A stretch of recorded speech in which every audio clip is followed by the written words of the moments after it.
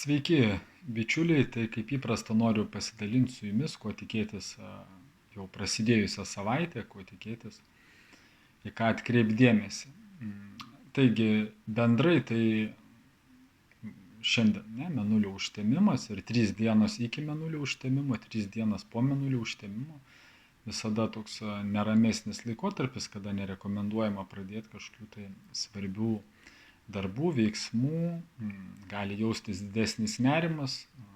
ir ryšium su tuo, kaip minėjau anksčiau, ankstesniuose video, apie Marso Saturno susijungimą iki 24 balandžio, kad tai pavojingas laikotarpis, na ir lygiai taip pat, kad, kaip minėjau, penktadienį apie mėnulio užtemimą ir kaip tik ten prasidėjo neramumai Rusijoje ir Maskvoje tiksliau, šitas aktas būtent prekybos centruose, na ir lygiai taip pat ten suaktyvėja veiksmai Ukrainoje. Tai va, ten kai kas rašė komentarus, kad čia negazdinkit, ten taip toliau ir panašiai, kaip minėjau, ir apie mėnulio užtemimą, bet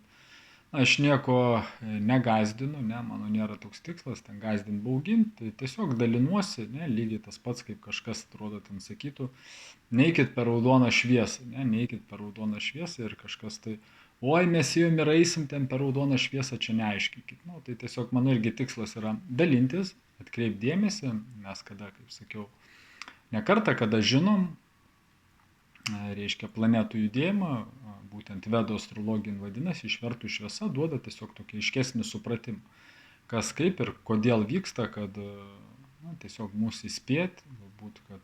tuo metu kažko tai nedaryti, nuo kažko tai susilaikyti, palaukti ir panašiai. Tai va, bičiuliai, tai atkreipkit dėmesį ir kas nesupranta, irgi tą dalyką galit paaiškinti kitiems.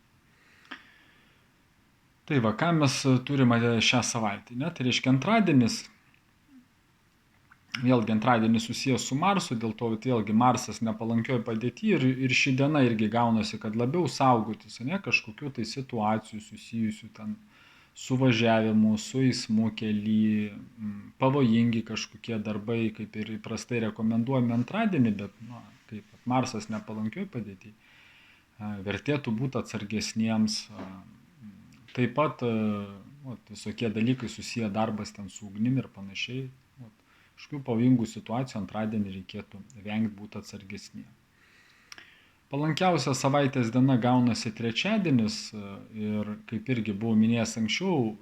toks laikas nuo 27 kovo iki balandžio gauna 6 dienos. Toksai kaip laiko tarpas, kada galima, ne tai, kad galima, bet kaip ir palanku tvarkytis kažkokius tai reikalus, galbūt ten laikyti egzaminus, vairavimo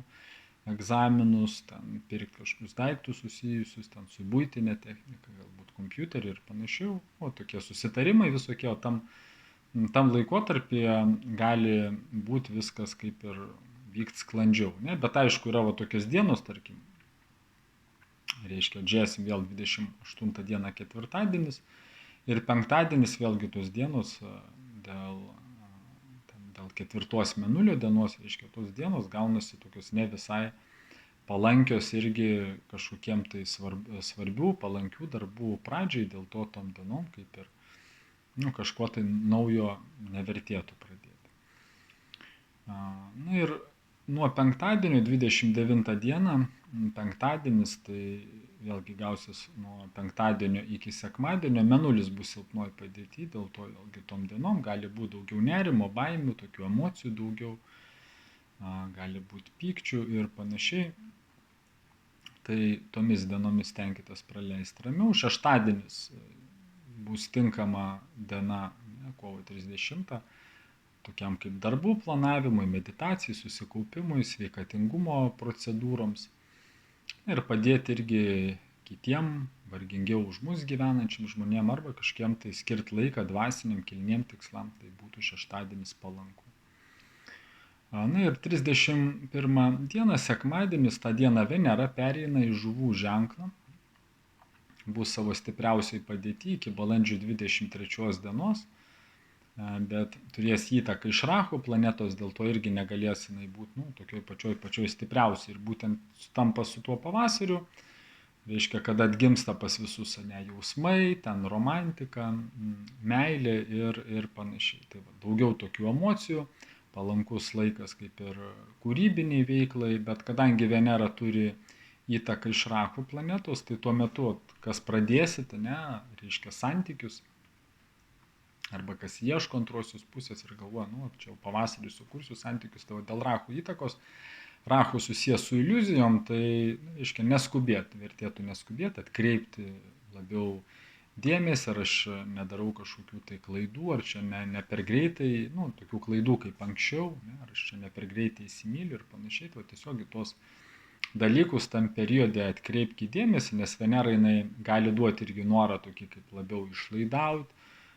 galbūt daugiau tokio komforto, kažko tai įsigyti ir panašiai, bet gali būti po to, tas periodas kaip praeis, kad jūs, kai būna būsena, kad vakare atrodo viskas vienaip, o ryte prabundi viskas kitaip, tokia kaip iliuzija, ne, kad būna,